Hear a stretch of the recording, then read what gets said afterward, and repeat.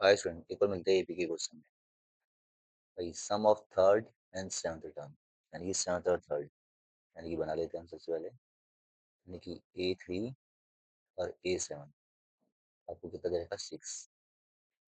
ठीक है भाई, इसको हम पहले खोल लेते हैं। यानी कि A प्लस 2D लिख सकते हैं इसको, क्योंकि 3 - 1 2। और इसको लिख सकते हैं A plus 6D equal to 6। ठीक है, सॉल्व कर लेते हैं। कितना हो गया? 2A plus 8D 6।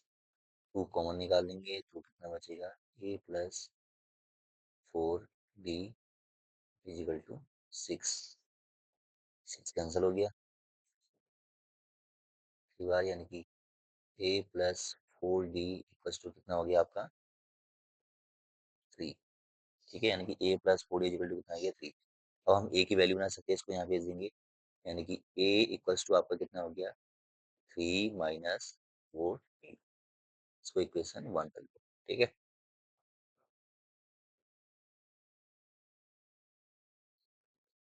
दूसरे में काम करते हैं। तो हमने A3 और A प्लस हमें दिया था, हमें 6 गिवन था, यानी कि इन दो का सम कितना है? 6। फिर हमने इसको ओपन कर दिया, देन हमें A की वैल्यू मिल गई A इक्वल टू 3 - 4D। अब हमें क्या दिया है? एंड दियर प्रोडक्ट, उनका प्रोडक्ट, यानी कि A3 इंटू A7 कितना है? 6। प्रोडक्ट यानी कि मल्टीप्लाई। ठीक है, A plus 2D into A plus 6D equal to कितना है भाई? 8 है भाई। 6 जो लिखा है ये कितना है? 8।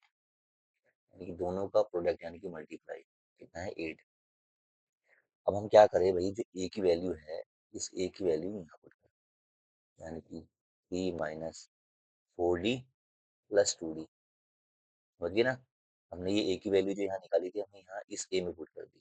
आइए, तो 3 - 4D प्लस 6D, और ये 8 अपनी जगह फिक्स है।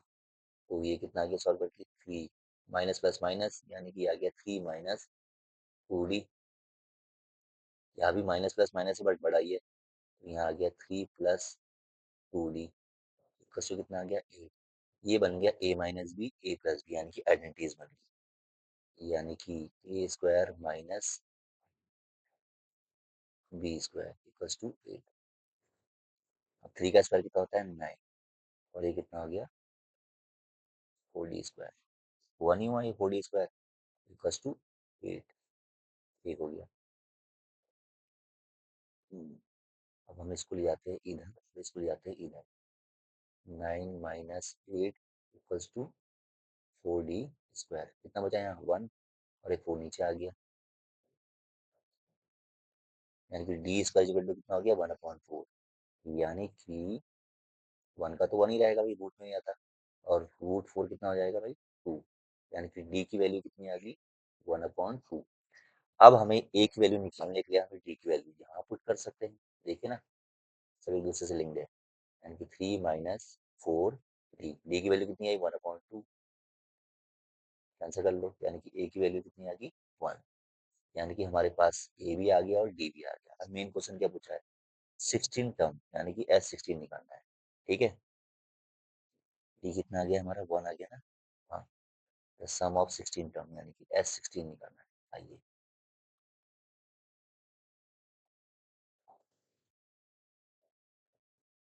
अब हमें निकालना है S16। फॉर्मूला मैंने आपको बता दिया, n/2। एन कितना है? 16/2 इंटू ए कितना आ गया है? 1। ठीक है, ए कितना है हमारा? है 1 है। प्लस n - 2d, यानी कि 16 - 1 कितना हो गया? 15। और हमारा डी कितना है? 1/2 ब्रैकेट क्लोज। ठीक है, यानी कि n/2 bracket 2a plus n - 1 into D. ठीक है, इन दोनों को हम सबको सॉल्व करेंगे।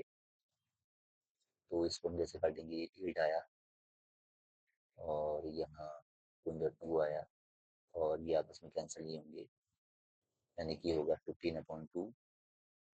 इसको आप करोगे 2 × 4, ये अब 4 और 15 कितना हो जाएगा 19/2, फिर 2 से वो कैंसिल हो जाएगा 8, यानी कि टोटल आंसर कितना आ जाएगा 76, यानी कि S16 हमारा कितना आ जाएगा 76। ठीक है, और कुछ पूछा है इन्होंने? नहीं, आपसे यही पूछा है find the sum of 16 term of AP, यानी कि हमारा कितना आ जाएगा आंसर ये 76 यहाँ पर खत्म हो जाएगा। यानी कि आपने पहले ए निकाला, उसके बाद आपने डी निकाला, उसके बाद आपने सम ऑफ 16, यानी कि यही पूछा ना S16 फॉर्मूला क्या होता है n/2 ब्रैकेट 2a, ए हमारा 1 था, प्लस n-1 यानी कि 60 माइनस 1 15 हो गया, डी हमारा है 1/2, इनको सॉल्व करके कितना आ गया 76। ठीक है, मिलते हैं नेक्स्ट वीडियो में।